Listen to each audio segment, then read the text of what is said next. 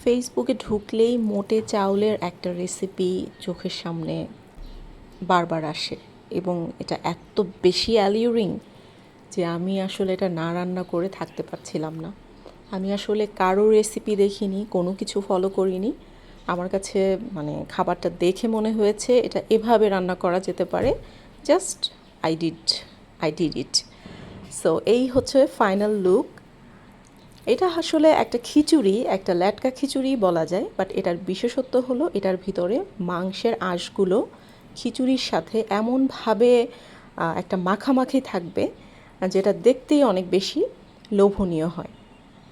তো আমার আজকের খিচুড়িটা খুব বেশি ওই রকম আঁশযুক্ত হয়নি, বাট টেস্ট অনেক অসাধারণ ছিল। আর এটা আমি আজকে ফার্স্ট টাইম ট্রাই করলাম। দেন রান্না করতে গিয়ে আমার কিছু টিপস মাথায় আসলো যেগুলো আমি পরে ট্রাই করব। তো এটা হচ্ছিল ফাইনাল খাওয়ার সময় লুক।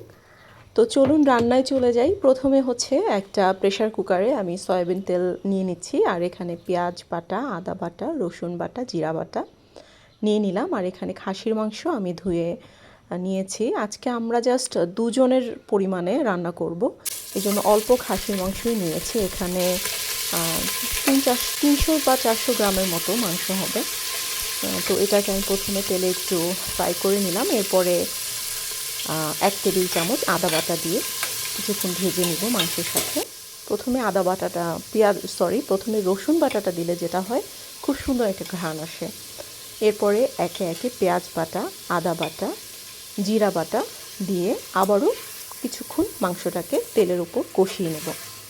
এতে করে মাংসটা অনেক সফট হয় এবং খেতে পরে অনেক মজা লাগে। এরপরে হলুদের গুঁড়া, মরিচের গুঁড়া, গরম মশলার গুঁড়া সব কিছু দিয়ে ভালো করে কষিয়ে নেব। এরপরে পানি অ্যাড করে দিয়ে এটাকে ভালো করে ভুনা করে নেব। আমি 2 বার পানি দিয়ে মাংসটাকে ভালো করে কষিয়ে নিয়েছি। এরপরে স্বাদ মতো লবণ অ্যাড করে দিলাম। খুব মাখা মাখা ভুনা হয়ে আসলে এরপরে এর মধ্যে বেশি করে পানি দিয়ে আমি প্রেশার কুকারে সিটি দিয়ে দিব। তো এই রান্না করতে গিয়ে আজকে আমার যেটা মনে হলো, আমি মাংসটা একটু আর্লি নামিয়ে ফেলেছি। মাংসটাকে যত বেশি গলানো টাইপ সিদ্ধ করা হবে এবং রান্নার শেষে ওই যে একটা আঁশযুক্ত আউটকাম, এটা খুব ভালো আসবে। তো এরপরে আমি ঢাকনা দিয়ে প্রেশার কুকারে সিটি দিয়ে দিলাম। আমি এখানে 7-8টার মতো সিটি দিয়েছিলাম। তখন মাংসটা বেশ সফটই মনে হচ্ছিল, কিন্তু আমার কাছে মনে হচ্ছিল যে এটা একদম প্রেশার কুকারের সিটির সাথে সাথেই এটা একদম মানে গলে যাবে টাইপ হলে বেশি ভালো হয়। এরপর আমি 2টা কাঁটা চামচ নিয়ে এগুলোকে জাস্ট একটু একটু করে মানে ঝুরা ঝুরা করে নিচ্ছিলাম,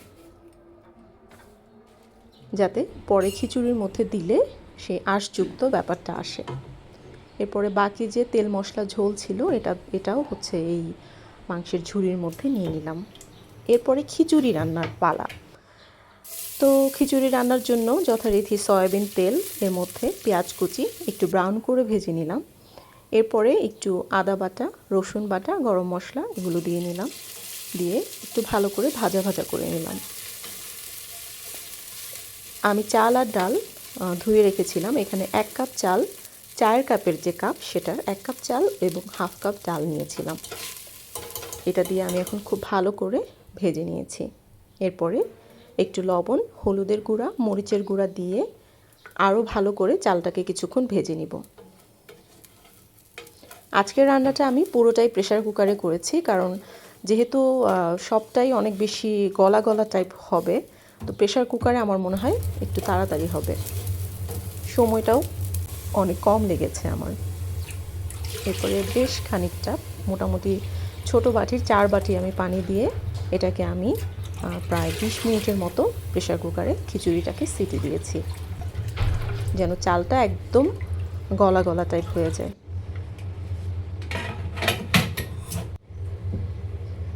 চলে এলাম 20 মিনিট পর। দেখতেই পাচ্ছেন ডাল এবং চাল সম্পূর্ণরূপে সিদ্ধ হয়ে গেছে।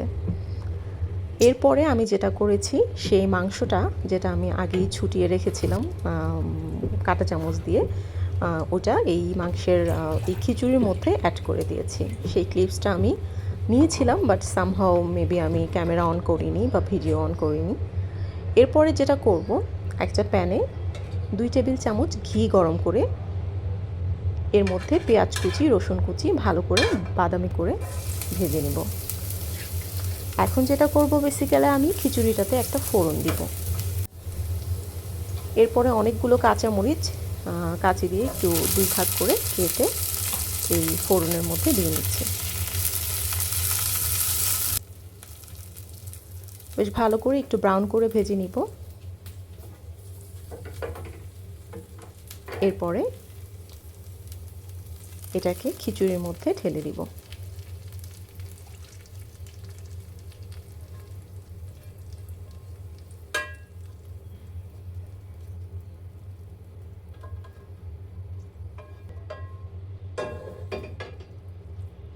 এরপরে খুব সুন্দর করে ভালো করে এটাকে মিশিয়ে নিব। কীরকম একটা লোভনীয় স্টিকি একটা খিচুড়ি। এটা আমি জাস্ট প্রথমবার বানালাম, আমার কাছে মনে হচ্ছিল এটা আমাকে খেতেই হবে। আর বারান্দায় গিয়ে আমার ধনিয়া পাতা গাছ থেকে কয়েকটা ধনিয়া পাতা ছিঁড়ে নিয়ে আসলাম। প্রচণ্ড বৃষ্টি হচ্ছে বাইরে, এবং বৃষ্টিতে একদম টপ থেকে কাদা বের হয়ে পুরা বারান্দা নোংরা হয়ে গেছে। তো এই ফ্রেশ ধনিয়া পাতাগুলোকে আমি খিচুড়ির মধ্যে অ্যাড করে দিলাম। এরপরে আবারও ভালো করে ঘুটাঘুটি শুরু করে দিলাম।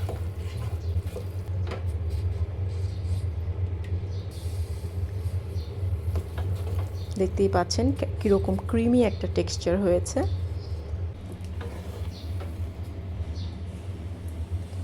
খেতেও জাস্ট অসাধারণ হয়েছিল। আপনারাও বাসায় ট্রাই করতে পারেন। অনেক ধন্যবাদ, ভালো থাকবেন সবাই।